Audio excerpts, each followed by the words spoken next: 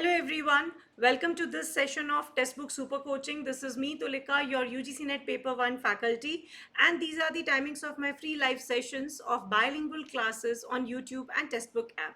Besides, सिर्फ English में classes होती हैं Tuesdays और Thursdays को on YouTube at 11 a.m. So do watch all the classes. Learners, don't forget to like, share and subscribe to our channel. जो भी students Textbook Super Coaching platform पर नए हैं, हमारे चैनल को सब्सक्राइब ज़रूर से कर लीजिए ताकि आप कोई भी इंपॉर्टेंट अपडेट मिस ना करें। लर्नर्स, ये है मेरा टेलीग्राम ग्रुप। इस ग्रुप के माध्यम से हम आपके साथ सभी इंपॉर्टेंट अपडेट्स को शेयर करते हैं, so don't forget to join my Telegram channel. Along with it, textbook super coaching app को भी ज़रूर से कर लीजिए इंस्टॉल ताकि आप अटेंड कर सके free live classes, practice session, mock test, quizzes and कर सके पीडीएफ को download. So validity and reliability, ये दो ऐसे टॉपिक्स हैं जो कि ना केवल बहुत इंपॉर्टेंट है रिसर्च में, बट इससे क्वेश्चंस बहुत ज़्यादा बनते हैं इन are exams, not only in specific UGC exams but ऐसे भी अगर आप पीएचडी रिलेटेड कोई भी चीज़ को स्टडी कर रहे हैं तो उसमें वैलिडिटी और रिलायबिलिटी का कंसेप्ट बहुत बार पूछा जाता है। सो आज हम एक क्विक रिविजन करेंगे of validity and reliability along with the previous years question. So do practice all these questions thoroughly. So सबसे पहले भी हम समझेंगे कि रिलायबिलिटी के टाइप्स क्या क्या है। तो ये तो हमें पता है कि रिलायबिलिटी, हम विश्वसनीयता की जब बात करते हैं तो हम स्थिरता को मापते हैं, ठीक है। So whenever we focus on reliability, the focus is on consistency, यानी बार बार अगर वो चीज़ सेम रिजल्ट्स दे रही है तो हम कह सकते हैं कि वो चीज़, वो टेस्ट रिलायबल है। अब इसके चार टाइप्स होते हैं। पहला होता है टेस्ट रीटेस्ट, यानी कि टेस्ट पुनर्परीक्षण। तो अगर हम एक टेस्ट को बार बार करते हैं और हमें सेम तरह का रिजल्ट मिलता है तो हम कह सकते हैं ये टेस्ट रिलायबल है। दूसरा है इंटररेटर या अंतर दर निर्धारित करने वाला। इस केस में क्या होता है, एक ही टेस्ट को हम कंडक्ट कराते हैं अलग अलग लोगों के द्वारा, ये देखने के लिए कि अगर अलग लोग इसे कंडक्ट करते हैं तो क्या तभी भी हमारा रिजल्ट कंसिस्टेंट रहता है। इसे हम कहते हैं इंटररेटर रिलायबिलिटी।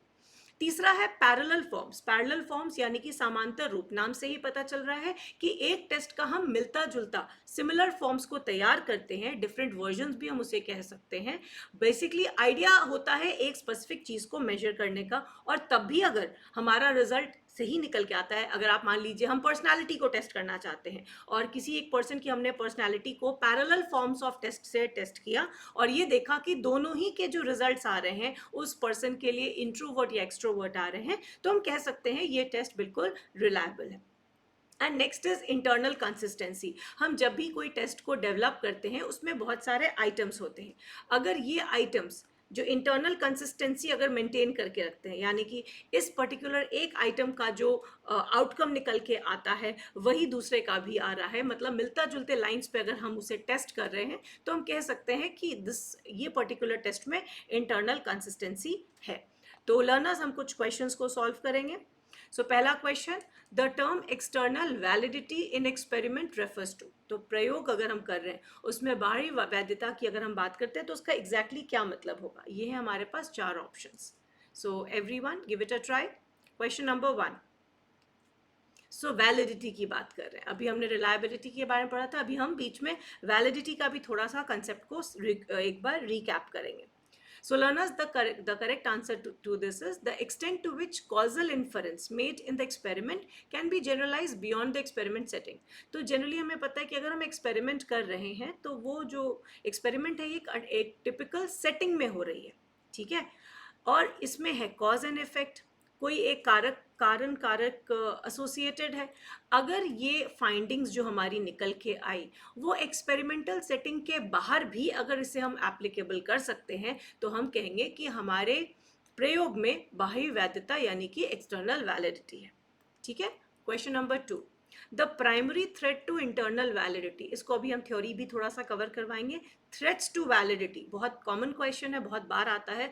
तो बहुत सारे ऐसे थ्रेट्स हैं, यानी कि जो कॉज एंड इफेक्ट में क्या कर सकते हैं, किसी तरह का डिस्टर्बेंस क्रिएट कर सकते हैं और अल्टीमेटली इंटरनल वैलिडिटी को ट्रबल कर सकते हैं। तो क्या है primary threat to internal validity? In case of interrupted time series design, यानी कि आपने कैसा डिजाइन किया है जिसमें आप रिसर्च कर रहे हैं over the period of time, तो इनमें से कौन सा इंटरनल वैलिडिटी को थ्रेटन कर सकता है सबसे ज्यादा? सो टाइम की जहां बात आ गई, यानी कि हम बात कर रहे हैं हिस्ट्री या इतिहास की। सो टाइम बाउंड अगर चीजें चेंज हो जाती हैं जो आज के समय में वैलिड ना हो, तो वो हमारे लिए थ्रेट हो जाता है इंटरनल वैलिडिटी को लेके। Next is which is not a direct threat to internal validity. So of late देखा गया है कि इंटरनल वैलिडिटी के थ्रेट्स को लेके बहुत क्वेश्चंस आए हैं। तो यहाँ हमारे पास है हिस्ट्री, टेस्टिंग, सैम्पलिंग एरर या सिलेक्शन। तो इनमें से कौन सा कॉज एंड इफेक्ट पर किसी तरह का प्रभाव नहीं डालता है? So with what will be the right answer for question number 3?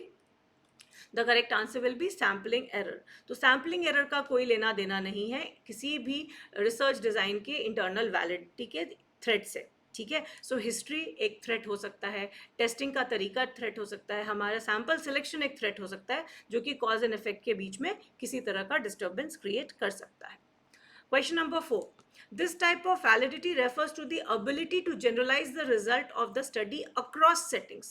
तो यहाँ हम एक ऐसी वैधता की वैलिडिटी की बात कर रहे हैं जो कि सिर्फ एक सर्टेन नहीं, अक्रॉस सेटिंग्स में हम उसे क्या कर सकते हैं? जनरलाइज कर सकते हैं। वो यहाँ भी एप्लीकेबल है, कहीं और भी एप्लीकेबल है, फर्दर से स्टेजेस में भी एप्लीकेबल है। दैट मीन्स वो पूरे इकोसिस्टम पे एप्लीकेबल है। तो यहाँ हम बात कर रहे हैं इकोलॉजिकल वैलिडिटी की। सो कोई भी रिसर्च का जो सेटिंग होता है, रिसर्च की जो फाइंडिंग्स होती है, उसको जनरली हम मिलते जुलते सिचुएशन पे अप्लाई करके अगर देखते हैं कि इट वर्क्स, तो उसे जनरलाइजेशन कहते हैं और उसे हम एक्सटर्नल वैलिडिटी कहते हैं।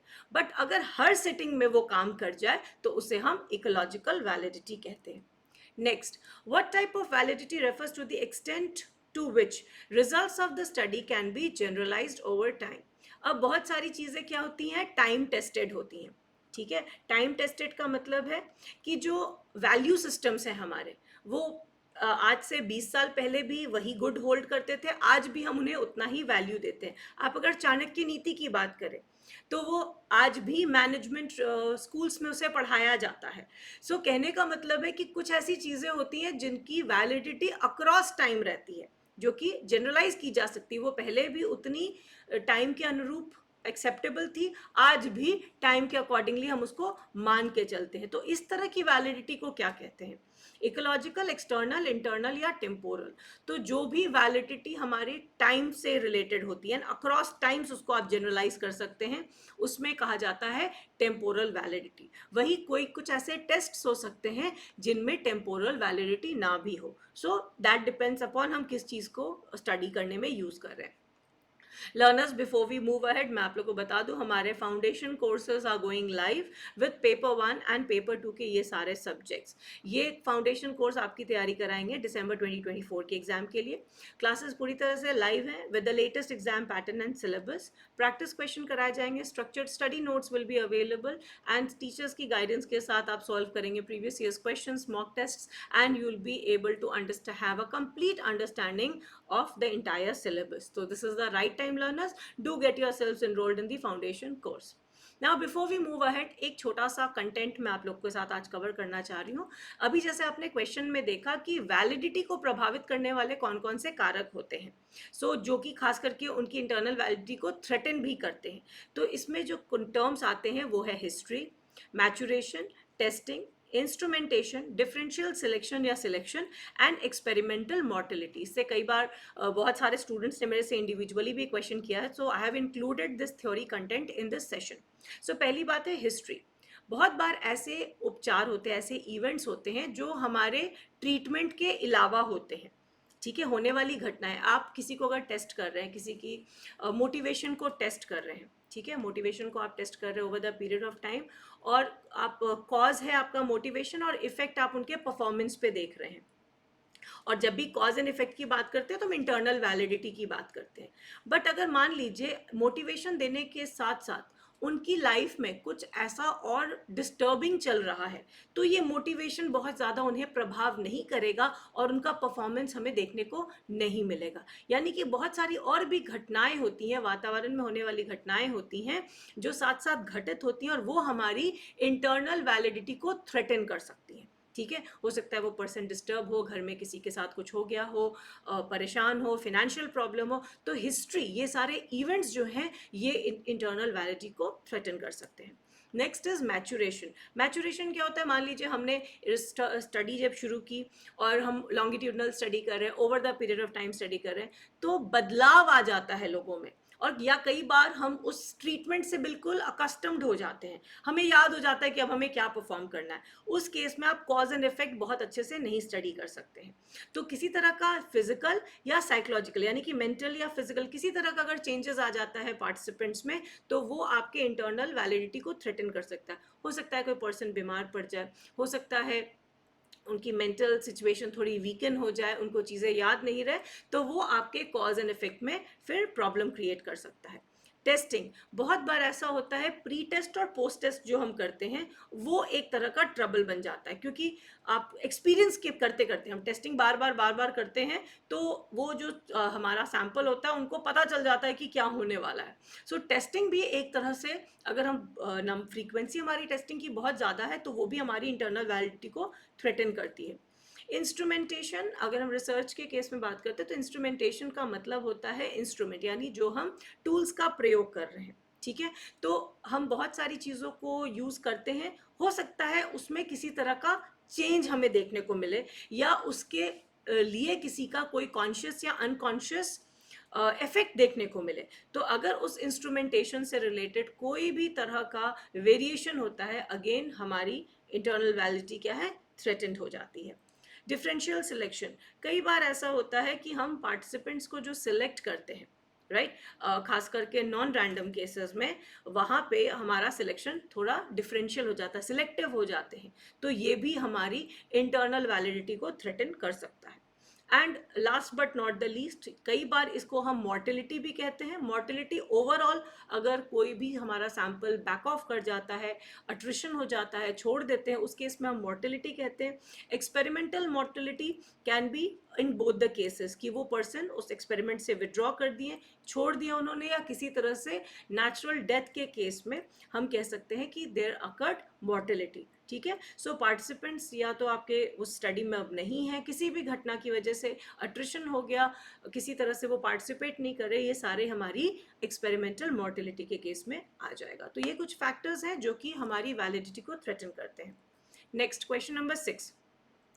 Which type of validity refers to the degree of to which you can infer that the relationship between two variables is causal? तो यहाँ पे हम संबंध का कारण ढूंढ रहे हैं। तो ऐसी कौन सी वैधता है जब हम डिग्री को संदर्भित करता है, जिससे आप ये अनुमान लगा सकते हैं कि दो चरों के बीच में संबंध कारण है। So again, internal, population, ecological and temporal. तो आई बिलीव हमने बाकी सारी चीज़ें समझ ली हैं। कॉज एंड इफेक्ट की बात जब हम कर रहे हैं तो we are talking about internal validity. और प्रीवियसली हमने जो ऑप्शंस के बारे में पढ़ा था, उस केस में we can sense that it is the case of internal validity के कंडीशंस जो उसे प्रभावित करते हैं, ठीक है। Next question, which type of reliability refers to the consistency of a group of individuals score on two equivalent forms? तो question वही आंसर है, ध्यान से देख लीजिए। किस प्रकार की विश्वसनीयता एक ही विशेषता को मापने के लिए डिजाइन किए गए परीक्षण के दो समकक्ष, मतलब हमने दो इक्विवेलेंट फॉर्म्स को बनाया है, ये टेस्ट करने के लिए कि आपकी पर्सनालिटी कैसे निकल के आती है। तो ये अलग फॉर्म्स क्वेश्चन है, ये अलग तरह के क्वेश्चन है, मगर जब हमने बाद में देखा तो दोनों में ही आपकी पर्सनालिटी एक्सट्रोवर्ट आती है, ठीक है। तो यानी क्या हो गया, ये हमारी इस पर्टिकुलर टेस्टिंग में, हमारे डिज़ाइन में हमारी इक्विवेलेंट फॉर्म्स वाली वैलिडिटी सही हो गई, ठीक है। So this is the type of validity, equivalent forms, जब हमने एक ही चीज़ को सिमिलर लाइंस पे, जैसे हम कहते हैं ना कई बार वर्जन्स, अलग अलग वर्जन्स पे टेस्ट करके देखा और दोनों पे हमें समान सिमिलर आउटपुट निकल के आया। अगर मान लीजिए एक में एक्सट्रोवर्ट आता है, एक में इंट्रोवर्ट आता है, तो दैट मीन्स इसकी इक्विवेलेंट फॉर्म वैलिडिटी नहीं है, ठीक है। Question number 8. Construct validity of a test designed to measure self-esteem is best described by which of the following? अगर आप आत्मसम्मान को मापने के लिए बनाए गए परीक्षण की वैधता का निर्माण निम्नलिखित में से किसके द्वारा सबसे अच्छा वर्णन किया गया? तो ये हैं आपके options. You have to tell me the right and the most appropriate option. Question number 8. Yes. So Scores from the test have a relatively strong and positive correlation with other tests on the same construct. तो हम एक construct को अगर major कर रहे हैं, से for example intelligence, ठीक है, इंटेलिजेंस एक कंस्ट्रक्ट है, उसे हम मेजर कर रहे हैं और इसी के माध्यम से हम या सेल्फ एस्टीम को मेजर कर रहे हैं, तो कोई भी एक टेस्ट का जो स्कोर आएगा दूसरे के साथ उसका क्या रहेगा, स्ट्रॉन्ग और पॉजिटिव कोरिलेशन रहेगा अगर हम सेम कंस्ट्रक्ट को मेजर कर रहे हैं। मतलब इनके बीच का जो कोरिलेशन आएगा वो मान लीजिए 8 आएगा, तो 8 का क्या मतलब है, और पॉजिटिव 8 आएगा, दैट मीन्स दोनों कोरिलेटेड है और स्ट्रांगली कोरिलेटेड है, ठीक है। अगर 4 आता है तो ये वीक कोरिलेशन है, ठीक है। Next, question number 9. Reliability is a necessary but insufficient condition for validity aspect of research tool. Validity is threatened when a test measures only the construct it is designed to measure in research. So, दोनों definition पे concept है, statements हैं, अच्छे से पढ़िए और उसे answer कीजिए कि क्या ये दोनों स्टेटमेंट सही है या गलत है। Question number 9. सो यस, पहला स्टेटमेंट बिल्कुल सही है कि रिलायबिलिटी ज़रूरी तो है मगर इनसफिशिएंट कंडीशन है अगर हमें किसी भी रिसर्च टूल की वैलिडिटी एस्पेक्ट को ओके करना है, ठीक है। और वैलिडिटी थ्रेटन नहीं होगी जब अगर एक टेस्ट मेजर करता है जो उसे मेजर करना है ना। तो अगर मेरा टेस्ट का काम है इंटेलिजेंस को मेजर करना और वो अगर इंटेलिजेंस को ही मेजर कर रहा है तो वैलिडिटी क्यों थ्रेटेंड होगी, ठीक है। सो इट इज, अगर if it is measuring only the construct it is design to measure तो इसकी वैलिडिटी थ्रेटेंड नहीं होगी। तो सेकेंड स्टेटमेंट जो है वो इनकरेक्ट है। Question number 10. Innovation and evaluation system have to amply safeguard the reliability and validity issues of tools used because the very purpose of evaluation is frustrated if the evaluation tool do not meet the requirement of reliability and validity. तो assertion based question है, reliability और validity के concepts को engulf करके ये question पूछा गया है। सो यस एवरीवन, और लर्नर्स ये सारे PYQs हैं एक साथ, रिलायबिलिटी और वैलिडिटी, एक quick recap of theory and questions दोनों आपको इस सेशन में कराया जा रहा है, तो ये सारे क्वेश्चंस अच्छे से प्रैक्टिस कर लीजिए। 10th क्वेश्चन का आंसर ए होगा, यानी दोनों बिल्कुल सही है और एक दूसरे को सपोर्ट कर रहे हैं, है ना। जब भी हमारा कोई इवैल्यूएशन सिस्टम में अगर कुछ नयापन आता है तो उसमें हम ध्यान रखते हैं कि रिलायबिलिटी और वैलिडिटी वाला इशू सॉल्व हो, है ना। वो इट शुड सेफ गार्ड कि कोई नया टूल बनाए तो उसमें वो टूल वैलिड भी होना चाहिए, रिलायबल भी होना चाहिए, क्योंकि उसका काम ही नहीं होगा अगर इन केस पूरा जो उसका इवैल्यूएशन का पर्पस ही स्पॉइल हो जाएगा अगर इवैल्यूएशन टूल जो है हमारी रिक्वायरमेंट को नहीं मीट करता है, right. Question number 11. When evaluating tests and assessments, reliability refers to asking ourselves which of the following question. तो जब हम reliability को measure कर रहे हैं किसी भी टेस्ट को या assessment को evaluate करते समय, तो इनमें से कौन सा सबसे सटीक, सबसे appropriate definition होगा in terms of reliability या विश्वसनीयता को लेके। So as we all know, when we talk about reliability or Vishwasniyata, does it give consistent results? So reliability always talks about consistency, right? It always talks about consistency. लगातार परिणाम, एक के बाद एक सेम रिजल्ट्स अगर दे रहा है तो उसको हम कहते हैं लगातार परिणाम दे रहा है। Which of the following types of reliability refers to consistency of test scores over time? तो अगर कोई हमें टेस्ट स्कोर बार बार एक ही चीज़ मिल रहा है तो कौन सा टाइप की बात कर रहे हैं, equivalent, split half, test retest, inter scorer reliability. Yes, question number 12, right. So अगर हम परीक्षण पुनर्परीक्षण करने के बाद भी अगर मान लीजिए मैंने एक स्टूडेंट का IQ टेस्ट लिया, ठीक है, और इस IQ टेस्ट में उस बच्चे का IQ आया 115, राइट। सो नॉर्मल से ज़्यादा, नॉर्मल का रेंज होता है 90 से 110। अगली बार फिर हमने जब IQ लिया तब फिर उनका 115 से 120 आ रहा है, राइट। सो इसी ब्रैकेट में उनका बार बार अगर आ रहा है तो हम कह सकते हैं कि इस पर्टिकुलर टेस्ट स्कोर की टेस्ट रीटेस्ट रिलायबिलिटी है, ठीक है। विच of the following is not a type of reliability, इनमें से कौन सी टाइप ऑफ रिलायबिलिटी नहीं है, वो एक वैलिडिटी का टाइप है। So test, retest, split half, content, internal, consistency. तो अभी आप लोगों ने सारे टाइप्स को देखा है, so I believe you are quite clear. Content is not a type of reliability. ठीक है. Next, reliability is most simply known as which of the following. अगर मुझे रिलायबिलिटी को, विश्वसनीयता को सबसे सरल रूप से अगर डिफाइन करना है तो इनमें से कौन सा सबसे अप्रोप्रिएट डेफिनेशन रहेगा? Yes, question number 15. So again, whenever there is a word called reliability, इसका focus किस पे है? Consistency या stability पे. ठीक है. Which of the following statements accurately describes test retest reliability? इनमें से कौन सा statement है जो कि परीक्षण पुनः परीक्षण विश्वसनीयता का सही वर्णन करता है? तो इस तरह के क्वेश्चंस लर्नर्स आप एक्सपेक्ट कर सकते हैं इक्विवेलेंट के लाइंस पे, इंटरनल कंसिस्टेंसी के लाइंस पे. तो आपको पता होना चाहिए कि इनका मतलब क्या है, स्प्लिट हाफ का क्या मतलब है, राइट? तो जैसे कि हम इस केस में देख सकते हैं test retest, so that means वही स्कोर आए हमें over the period of time. बार बार टेस्ट करने पे, जैसे भी मैंने आपको आईक्यू के एग्जांपल से बताया था, बार बार टेस्ट करने से अगर मुझे वही रेंज आ रहा है, that means it has test retest reliability. So learners, a homework question. When evaluating tests and assessment reliability refers to asking ourselves which of the following question. So इस तरह के questions बार अलग अलग options के साथ बहुत बार पूछे जा चुके हैं. So look at the options given and see the most appropriate one जब हम विश्वसनीयता या reliability की बात करते हैं. ठीक है. सो एवरीवन, सो कई बार इस तरह के ऑप्शंस को चेंज करके मॉडिफाई कर दिया जाता है कंफ्यूज करने के लिए. तो आपको कीवर्ड्स याद रखने हैं and that is how you are going to answer the homework question. So learners, our foundation courses batches are going online. हमारे फाउंडेशन बैच कोर्सेज जो कि आपको दिसंबर 2024 की तैयारी करा रहे हैं, वो पेपर 1 और पेपर 2 की ये सभी सब्जेक्ट्स के लाइव हैं, based on latest exam pattern and syllabus, practice question and structured study notes, ताकि आपका प्रिपरेशन बिल्कुल सही दिशा में जाए. ये ऑलरेडी स्टार्ट हो चुका है. सो जो भी इंटरेस्टेड हैं आप इस कोर्स को ज़रूर से ज्वाइन कर लीजिए. साथ ही साथ do join my telegram group for all important updates, right? So learners, please take note of the classes timing. So exclusively English we are having classes at 11 AM और बायलिंगुअल क्लासेस का time वही है. Don't forget to like, share and subscribe to our channel. Do give answer to the homework question and I'll see you in the next class. Bye bye.